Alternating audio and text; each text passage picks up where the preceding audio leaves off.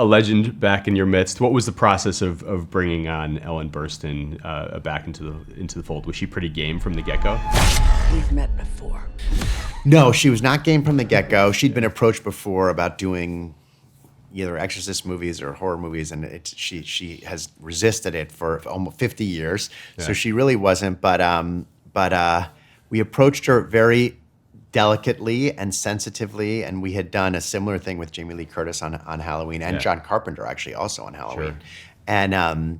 And we kind of walked her through that experience. And David is a particularly actor-friendly director, so that was really what ultimately, when she decided to do the movie, was after meeting with David, hearing his vision for the movie, how he felt he was going to make the movie, and that gave her the comfort to join our team, which we were all very lucky. We were all very happy when she said yes, obviously.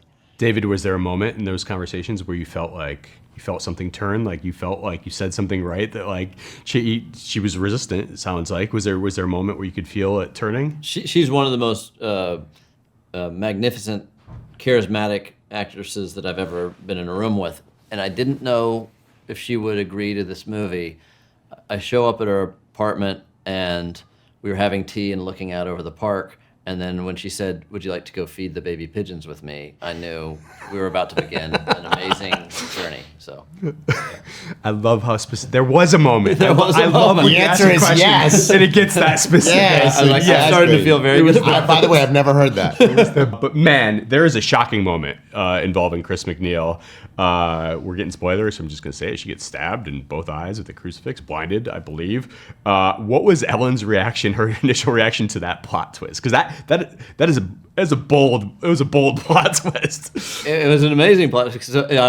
Before I had her read the script, which I was terrified of doing, I pitched her the idea, and when I got to that point, she was quiet and she says, "You're not going to kill me, are you?" So it was, and then to stage that and rehearse that and building a prosthetic that we could actually impale. It was a process, but it was a lot of fun when you have an actress as curious and playful as Ellen. Yeah, but sounds like she was just happy to survive. She was happy to survive the ordeal. And while we're getting spoilery, I mean, what a cameo this one climaxes with. You guys did it. I mean, I don't know that Linda Blair has acted that often over the last couple decades. What was the process of recruiting her back into the fold? I reached out to her when the movie was coming together, because I think David and I share a belief, which is not particularly common in Hollywood, but I think David and I both agree that if you're going to attempt to remake or extend an iconic storytelling, that the people who were involved in the original should be told. And so I reached out to say we were doing this and this was happening. We actually had a great, very long conversation.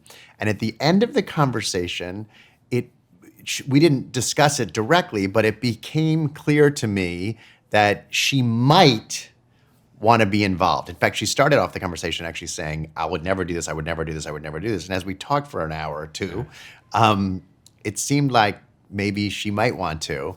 So then we talked about it, and then we figured out a way to make that happen. Is that how you remember it? Yeah. Okay, yeah. So I'm not losing my mind. Well, we brought her on as an advisor, just from an ethical standpoint and a creative tool bag of how to work with young actresses. For me, it was just a very valuable resource to be able to have someone that was really a pioneer of that type of depth of performance that a young actress was going through. I mean, you can point to, I don't know, Miracle Worker and some films before that went to some difficult places, but The Exorcist was really monumental in that performance. And so I just wanted to take Lydia and Olivia, who I was very protective of, our young talent, in front of the camera, and I wanted to take them very safely to these dark places. So we used her as an advisor and got to know her, became her friend, and then it all evolved in a way that beyond what I could have imagined.